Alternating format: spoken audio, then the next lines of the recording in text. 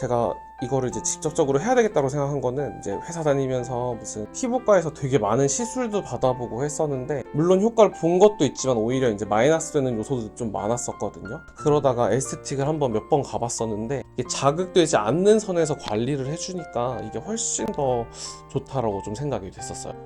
네, 원장님 소개 부탁드리겠습니다. 저는 세종시에서 이제 피부관리실 한 지 약 3년 정도 된 엄영수라고 합니다. 피부 관리를 하시게 된 계기가 뭐가 있을까요? 원래 어렸을 때부터 피부 관리에는 관심 자체는 되게 많았었어요. 어렸을 때 트러블도 굉장히 많았었고, 이러다 보니까 관심도가 되게 높아진 상태이긴 했었거든요. 그러면 원장님 피부 타입 자체가 여드름성으로 고민을 하셨나요? 아니면 민감성 때문에 고민을 하셔서 이렇게 피부과를 찾게 되셨나요? 어렸을 때 처음에는 이제 모공이랑 여드름이었었어요. 최초에는 이제 여드름 문제 이런 거였었는데, 프락셀 이런 걸 받다 보니까 또 민감해지고 건조해지고 계속 피부과를 다닐 수밖에 없는 상황이 되는 거예요. 그러다 보니까 얼굴이 점차 이제 자극도도 심해지고 없던 색소가 막 생기면서 계속 피부과에 가서 이 악순환이 계속 반복이 되더라고요. 그러다가 에스테틱을 한번 몇 번 가봤었는데, 이게 자극되지 않는 선에서 관리를 해주니까 이게 훨씬 더 좋다라고 좀 생각이 됐었어요. 같이 하던가 아니면 꼭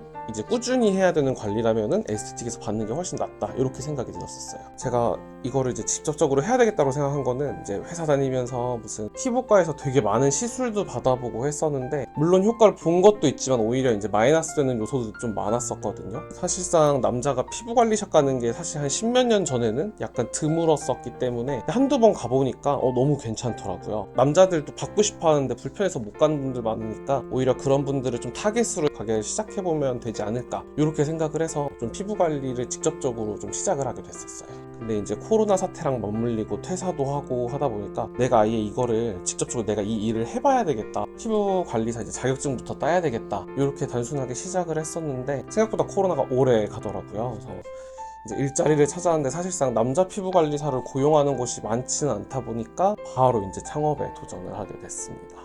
원장님 고객층은 또 어떻게 되시는지? 저는 이제 피부하고 왁싱을 하고 있는데, 왁싱은 100% 남성분들만 받고 있고요. 피부는 일단 주 타겟은 반반이세요. 남자 여자분 반반이시고, 그 다음에 나이대는 30대 40대. 그러다 보니까 이제 가장 많이 들어오는 건 난 좀 젊어 보이고 싶다, 이런 부분들이 사실 가장 많고요.